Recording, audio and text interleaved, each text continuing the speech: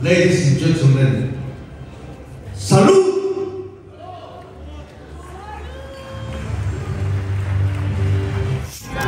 Salamat po. Salamat.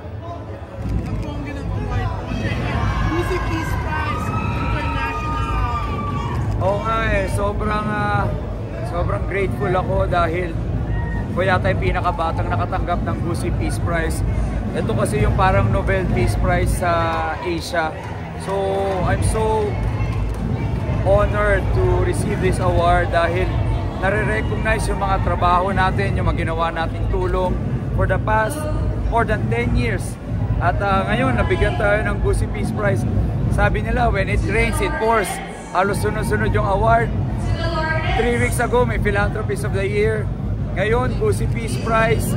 Nakita nyo naman from different countries, lahat from Saudi to Honduras to US to Mexico to Spain. I'm proud to represent our country, the Philippines. Sabi ko nga, we do this to inspire others para mas marami pang tumulong, ma-promote yung culture of giving, yung movement of helping. Kasi pag mas maraming tumutulong, mas maraming matutulungan mga kababayan mahihirap. At ang pangarap ko, pag naiangat na mga kababayan natin mahihirap yung buhay nila, sila naman ang makatulong sa mga kapuspalad. Yeah, at ko, ang ganda rin, no? Ang saya. Sa City of Manila ka nakatanggap ng Gusi Peace Prize International. Sobrang I don't know, it's a sign or it's a coincidence, pero dito pa talaga sa lungsod ng minamahal kong Maynila, in-award yung Gusi Peace Prize. Batang Maynila, anak ako ng Maynila, tapos dito pa ako in-awardan sa minamahal kong lungsod ng Maynila ng Gusi Peace Prize. Para po sa inyo to, hindi po ako titigil hanggang mas marami tayong matulungan, hanggang mas marami tayong mabagong buhay. Ngayon, Gusi Peace Prize, bukas may award na naman akong Humanitarian of the Year, ibang award-giving body. Sabi ko nga, sunod-sunod yata yung nakaka-recognize sa ginagawa natin. Natutuwa ako dahil marami na nakakakita ng mga ginagawa nating kabutihan, kahit anong paninira ang ginagawa ng mga kalaban. Pero yung mga taong naniniwala sa atin, hindi lang dito sa Pilipinas, pati nga sa ibang bansa, ang dami nang naniniwala, ang daming napapabilib. Sana makita ito ng karamihan sa mga kababayan ko para next time kayo naman po ang tumulong. Galing lang ako sa wala, nagsumikap, nangarap. Ngayon, andito na. Yeah, ang bongga. Kanina, nang tumatanggap ka ng award, ang sigaw bukod sa SB, Mayor. Sobrang nakakatuwa po. Sarap sa pakiramdam. Alam ko malayo pa tayo doon, pero tuwing lapag ko sa iba't ibang lugar dito sa Maynila, yan ang pong sinisigaw. Mayor, SB, bago naman, yan ang palagi nilang sinisigaw. So ako po masayang masaya at talagang hindi ko sila i-let down. Lalo ko pang gagalingan, lalo pa akong tutulong, lalo pa akong magbibigay. Hanggat kaya kong ibibigay ko para sa mga kababayan ko, lalo na sa mga Manileño. Congratulations! Maraming salamat po. In the field of philanthropy kayo nabigyan ng award. Paano Yes. nagsimula yung philanthropic works nyo? Simula 2009, 2010, tumutulong na kasi kami. Meron na kaming Front Row Cares Foundation.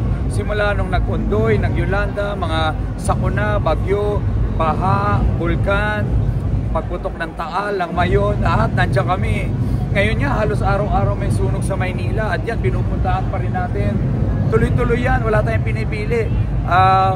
Yung Dear SB na pagtulong natin, yung programa natin ng Dear SB, Luzon, Visayas, Mindanao, tinutulungan natin. Wala tayong pinipili, sabi ko nga, pagtulong, walang pinipiling lugar. Nagkataon lang na taga Maynila ako at maraming humingi sa atin ng tulong. Isa sa pinaka naghihirap na lugsod ang Maynila, baon na sa utang, lalong humihirap, walang nagbabago. Kaya nga ako tumitindig para sa kanila, para magkaroon ng desperadong pagbabago kasi yun ang kailangan natin. Isang tao na magdadala ng tunay na malasakit sa kanila. Yung matagal lang tumutulong, nagawa ko na sa sarili ko kaya kaya kong gawin sa ibang tao. Ang mahirap kasi hindi nila napaunlad yung sarili nila. tapos yumayaman sila sa gobyerno. Bago pa ako pumasok ng politika, ginamit ko yung pag-aaral at kabuhayan. Niangat ko yung sarili ko, kaya kaya ko rin gawin sa maraming tao dito sa Manila, dito sa Maynila. SB, sabi mo nga, matindi ang batikos na natatanggap mo pa rin. And parang ironic, no, na Peace Prize naman ang natanggap mo. Oo nga, nakakatuwa kahit anong. Kasi yung mga kalaban natin ang ginagawa, puro hinahire nila yung mga trolls, mga vloggers, para siraan ako. Pero minsan, Diyos nang gumagawa ng paraan para may panangga ka. Yan ang panangga sa inyo. Peace. Peace na lang tayo. Huwag na kayo mang-away, huwag na kayo mang-bash. Kasi may mga pamilya rin ho kayo. Alam nyo, pag tinutulungan nyo yung masasamang tao, parang pinapahamak nyo na rin yung mga anak ninyo at ang future generation natin. Minsan lang po ito eh. Alam mo, inaalay ko yung sarili ko at kapalaran ko para sa Maynila. Kung gusto pa nila yung dating ng mga namumuno at walang pagbabago, nakakalungkot. Pero kung gusto nila ng tunay at desperadong pagbabago na may track record sa pagtulong na nakikita at nare-recognize, hindi lang sa Pilipinas pero buong mundo na to. Ito yung parang Nobel Peace Prize ng Asia. I-recognize na tayo, ano pa bang kailangan nating improve, kundi mas palawakin pa yung kultura ng pagtulong saka yung movement ng helping to others. Last ko, SB, ngayong Peace Prize ito, paano mo, gaano naman ka-importante sa'yo yung peace na gusto mong maipalaganap din sa Maynila? Alam nyo, minsan bago magkaroon ng peace, kailangan muna ayusin yung mga gulo, ayusin yung mga problema. Yan ang balak kong gawin, yan ang balak kong ayusin. Tatapusin natin or sisimulan na kagad natin yung pagbabago. Lahat ng kailangan natin gawin, i-unite yung buong city, itigil yung mga kaguluhan at talagang i-provide yung mga kinakailangan, basic services, kalusugan, pag-aaral at kabuhayan para sa lahat ng Manileño. Speaking of peace, kayo pa bilang mayor sa hindi po ba kayo magiging anti-Muslim? Ay, hindi po. Actually po, malapit po tayo sa mga kapatid na Muslim. Tinutulungan natin sila, nakikipag-coordinate sila, tumutulong sila sa atin. Kaysa ako ng lahat ng iba't ibang relihiyon. Sabi ko nga, lahat naman tayo magkakapatid, lahat tayo Pilipino. Ang kailangan natin mag-unite at magtulungan for the common goal.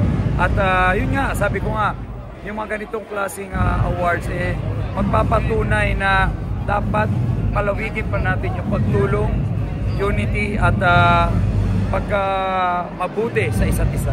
Yan. Congratulations po, Sam. Congrats. Yeah. Ano pa po? Thank you. Okay na po. Thank you. Maraming salamat po. Kaya na muna. Wait lang, ulit lang ako. Yan. Picture lang muna. Tapos punta ako dyan. Wait lang.